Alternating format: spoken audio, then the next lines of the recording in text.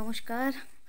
আমি যেহেতু ভারতবর্ষের উত্তর পূর্বাঞ্চলের এই ত্রিপুরা রাজ্যের মেয়ে, তাই ত্রিপুরা নিয়ে আমি খুব কনসার্ন, সচেতন। কারণ আমাদের ত্রিপুরাকে স্বয়ংসম্পূর্ণ সামাজিক অর্থনৈতিক অঞ্চল হিসেবে আমাদেরকে প্রথমে গড়তে হবে। বিভিন্ন রাজনৈতিক দল বিভিন্ন সময়ে বিভিন্ন রকম পরিকল্পনা তারা নিয়ে যতটুকুন পেরেছে ততটুকুই হয়েছে এই পর্যন্ত।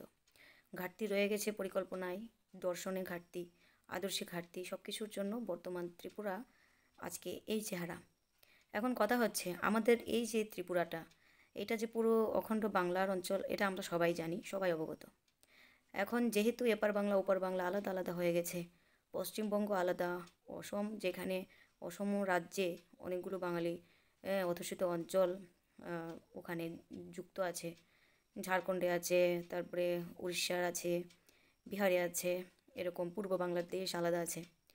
তো আমরা বাঙালি দলের দাবি গোটা বাঙালিস্তান অবশ্যই, কিন্তু এই বাঙালিস্তান তো আর একদিনে হয়ে যাবে না, এক লম্হায় একরকমভাবে জুয়ারে সেটা হয়ে যাবে না। এটার জন্য চাই একটা সুন্দর পরিকল্পনার বাস্তবায়ন। ঘটনা হচ্ছে এখন যেরকমভাবে আছে সেই রকম অবস্থা থেকে আমাদেরকে ধীরে ধীরে সামাজিক অর্থনৈতিকভাবে স্বয়ংসম্পূর্ণ হতে হবে। কীরকম জিনিসটা, এতদিন যাবৎ যে ত্রিপুরাটা আমাদের আছে আমরা জানি, এগুলো কিন্তু রাজনৈতিক ডিভিশন, রাজনৈতিক সংযুক্তিকরণ। এখন এই গোটা ত্রিপুরাটাকে আমাদের সামাজিক অর্থনৈতিক অঞ্চল হিসেবে গড়তে হবে। রাজনৈতিক সংযুক্তিকরণকে আমাদের আর প্রশ্রয় দিলে হবে না। আর আপনারা সবাই জানেন যে ত্রিপুরা রাজ্যে আঞ্চলিক দল ত্রিপুরা মথার সুপ্রিমো শ্রী প্রদ্যুৎ কিশোর দেববর্মন ওনারা গ্রেটার ত্রিপুরাল্যান্ডের দাবি করেছেন। এই যে গ্রেটার ত্রিপুরাল্যান্ড, এই দুটো শব্দ, তার আগে ত্রিপুরাল্যান্ডের দাবি করেছিল আইপিএফটি, বর্তমানে সেটা গ্রেটার ত্রিপুরাল্যান্ড হয়েছে। তো এই যে গ্রেটার ত্রিপুরাল্যান্ড, সেটা কিন্তু একটা রাজনৈতিক সংযুক্তিকরণ।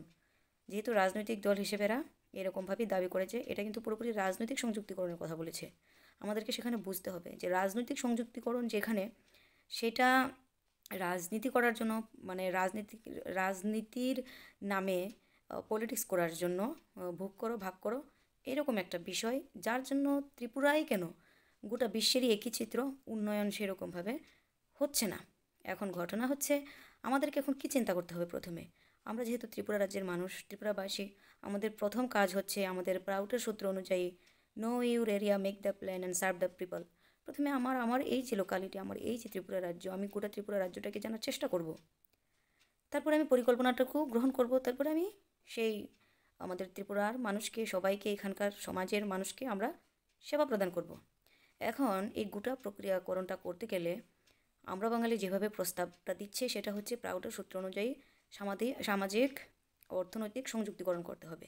আমরা জানি বর্তমান ত্রিপুরাতে 8টি জেলা এবং যে 58টি ব্লক আছে, সেই যে বিশেষ করে এতগুলো যে স্তর তৈরি করা হয়েছে, ব্লক, পঞ্চায়েত এবং মহকুমা, জেলা, এই সবগুলো কিন্তু একটা রাজনৈতিক সংযুক্তিকরণ হয়েছে।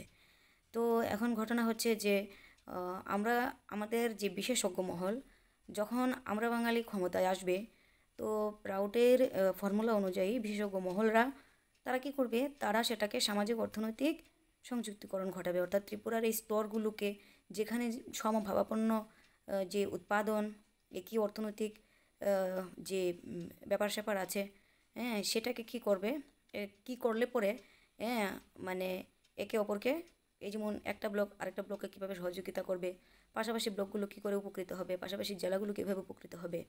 তো এই যে সম্ভাবনাগুলো খুব বিশ্লেষণই না, শুধু এখানে সংশ্লেষণ আসবে, তারপরে পরিকল্পনা ধীরে ধীরে বাস্তবায়ন হতে শুরু করবে। এখন ঘটনা হচ্ছে এমন অবস্থায় যখন সামাজিক অর্থনৈতিক সংযুক্তিকরণের ব্যাপারে যে বিষয়বস্তু চলে আসে, সেখানে কিন্তু ওই কে দেববর্মা, কে চাকমা, কে লুসাই, কে চক্রবর্তী, কে দাস, কে নমশূদ্র, ওসব ভাবলে হবে না। আমরা কিন্তু আমাদেরকে মিলেমিশে একাকার হয়ে যেতে হবে। আপনারা সবাই জানেন যে এই যে এডিসি, অটোনোমাস ডিস্ট্রিক্ট কাউন্সিল বা টিটিএডিসি, যেটা পরবর্তী সময়ে নামকরণ হয়েছিল, এগুলো কিন্তু পুরোপুরি রাজনৈতিক সংযুক্তিকরণ বা রাজনৈতিক ডিভিশনের জন্যেই এরকম হয়েছে। এখন ঘটনা হচ্ছে রাজনৈতিক নেতৃত্বদের অদূরদর্শিতা সেই সময় থেকে এখন পর্যন্ত এটার ফল ভোগ করছে গোটা ত্রিপুরাবাসী। আমি ত্রিপুরার কথা বারবার বলছি এই কারণে, প্রথমে আমরা আমাদের ত্রিপুরাকে স্বয়ংসম্পূর্ণ করতে হবে, তারপরে আমরা ত্রিপুরার স্বয়ংসম্পূর্ণ হলে পরে ত্রিপুরার সঙ্গে যুক্ত অন্যান্য অঞ্চলের কথা আমরা চিন্তা অবশ্যই করবো এবং কাজ করব, কারণ অন্যান্য অঞ্চলের মানুষরাও তখন এগিয়ে আসবে। সবাই তো আর চুপ করে বসে থাকবে না। ভালো কিছু কী করে করলে পরে তাড়াতাড়ি সেটাকে আমরা সুফল পাবো, সবাই সুফল পাবে, তার জন্য তো সবাই এগিয়ে আসবে। তাই আজকের এই ভিডিওতে আমি এই বার্তাগুলো দিতে চাই যে আমাদের যে শ্রী প্রভাত রঞ্জন সরকার, যিনি প্রাউড দর্শনকে দিয়েছেন, সেই প্রাউড দর্শনে নিখুঁতভাবে সব কিছু বলে গেছেন যে কী করলে পরে আমাদের এই সামাজিক অর্থনৈতিক সমস্যার সমাধান আমরা করব। চলুন আমরা আর দেরি না করে আমরা বাঙালি দলের সঙ্গে আমরা মিলেমিশে একাকার হয়ে প্রাউডের বাস্তবায়নে আমরা জোর দিই এবং সামাজিক অর্থনৈতিক সংযুক্তিকরণ এই দিক চিন্তা করে এই দিকে লক্ষ্য করে আমরা এগিয়ে চলি। এখানে আমাদেরকে ট্রাইবাল বাঙালি হয়ে আলাদা আলাদা হয়ে থাকলে একদমই হবে না। দেখুন, আমাদের মধ্যে কিন্তু সামাজিকরণ হয়ে আছে। হ্যাঁ, দেববর্মা দাসে বিয়ে হয়েছে, হ্যাঁ, মক চক্রবর্তীতে বিয়ে হয়েছে, ভিল ভট্টাচার্যের সঙ্গে বিয়ে হয়েছে। আমরা কেউ আলাদা আলাদা না, আমরা সবাই একই সমাজের মানুষ হয়ে গেছি, এই ত্রিপুরার মানুষ হয়ে আছি। আমরা একই ত্রিপুরার ভূমিপুত্র সকলে। আমরা মিলেমিশে একাকার যখন হয়ে আছি, তাহলে আমরা কেন রাজনৈতিক নেতৃত্বদের ত্রুটির জন্য, ঘাটতির জন্য আমরা কেন নিজেদের মধ্যে আমাদের এই সমাজে এখনও লড়াই কায়েম থাকবে?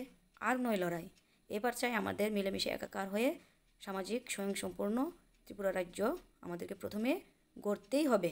আর হ্যাঁ, বাঙালিস্তান গঠন করা এত সহজ কথা নয়।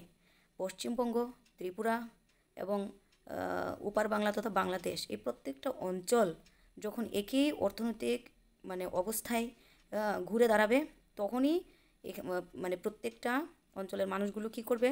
মিলেমিশে একাকার হয়ে যাবে এবং তখনই হবে বাঙালিস্তান গঠন সার্থক। এর আগে বাঙালিস্তান হবে না। কারণ সামাজিক অর্থনৈতিক অবস্থার মান উন্নয়ন যেরকম প্রয়োজন আছে, তখনকার সময়ে মানুষ আর কেউ পিছিয়ে পড়ে থাকতে চাইবে না। সবাই মিলেমিশে একাকার হয়ে স্বয়ংসম্পূর্ণ সামাজিক অর্থনৈতিক অঞ্চল বাঙালিস্তানের রূপ দেবে আগামী ভবিষ্যতে। আমরা তো বর্তমানে এই কাজগুলো করছি এবং এই বাঙালিস্তানও একদিন আর বাঙালিস্তান থাকবে না। কারণ বাঙালিরা এগিয়ে যাবে আর অন্যান্য সমাজের মানুষ তো আর পিছিয়ে থাকবে না। অন্যান্য সমাজের মানুষরাও এগিয়ে আসবে প্রাউড দর্শনকে বাস্তবায়নের জন্যে। গুজরাটি সমাজ, পাঞ্জাবি সমাজ, মারাঠি সমাজ, প্রত্যেকেরই সামাজিক অর্থনৈতিক অঞ্চলটা কী হবে? স্বয়ংসম্পূর্ণভাবে তারা গড়ে তুলতে চেষ্টা করবে এবং তাদেরও যখন একই অর্থনৈতিক অবস্থা বাঙালিস্তানের সঙ্গে একই সম অবস্থায় এসে গেছে, তখন ওই অঞ্চল আর ওই অঞ্চলগুলো মিলে আরও একটা গ্রেটার ইকোনমিক জোন হয়ে যাবে। ধীরে ধীরে এরকমভাবে ভারতবর্ষের 44টা সমাজ সামাজিক অর্থনৈতিক স্বয়ংসম্পূর্ণ অঞ্চল হিসেবে তারা গড়ে তুলবে এবং পাশাপাশি ভারতের বাইরে অন্যান্য যে অঞ্চলগুলো আছে, দেশগুলো আছে, ওখানকার লোকগুলো কি বসে থাকবে? না, ওরাও এগিয়ে আসবে প্রাউড দর্শনকে বাস্তবায়নের জন্য, ওরাও দেখবে। তাই বিগত দিনে কবিরা বলেছেন, মনীষীরা বলেছেন, বাংলা বাঁচলে ভারত বাঁচবে, ভারত বাঁচলে বিশ্ব বাঁচবে। কারণ বাঁচতে গেলে চাই সামাজিক সচেতনতা, অর্থনৈতিক সচেতনতা। ধীরে ধীরে মানুষ সামাজিকতা শিখবে, মানবিকতার মূল্যবোধ বুঝবে এবং অনুভূতি জাগবে এবং আধ্যাত্মিকতার চরম পানে সকলেই সেই মহা আনন্দ ঘন অনুভূতি নেবে। আর এটাই হচ্ছে আমাদের চরম লক্ষ্য। আমরা সবাইকে নিয়ে এগোবো, কিন্তু আমাদের প্রাথমিক কাজ হচ্ছে আমাদের ত্রিপুরা রাজ্যকে স্বয়ংসম্পূর্ণ সামাজিক অর্থনৈতিক অঞ্চল হিসেবে গড়ে তোলা। কাজে বন্ধুরা, আর দেরি নয়, আমরা বাঙালি দিচ্ছে ডাক, প্রাউড আপনাদেরকে দিচ্ছে ডাক। দুনিয়ার নীতিবাদীরা এক হো, আমরা সকলেই নীতিবাদীর ভূমিকা পালন করে এগিয়ে চলতে থাকি বৃহৎ আদর্শের পানে, বৃহতের পানে। ধন্যবাদ, নমস্কার। সামাজিক অর্থনৈতিক দর্শন প্রাউড জিন্দাবাদ, আমরা বাঙালি জিন্দাবাদ।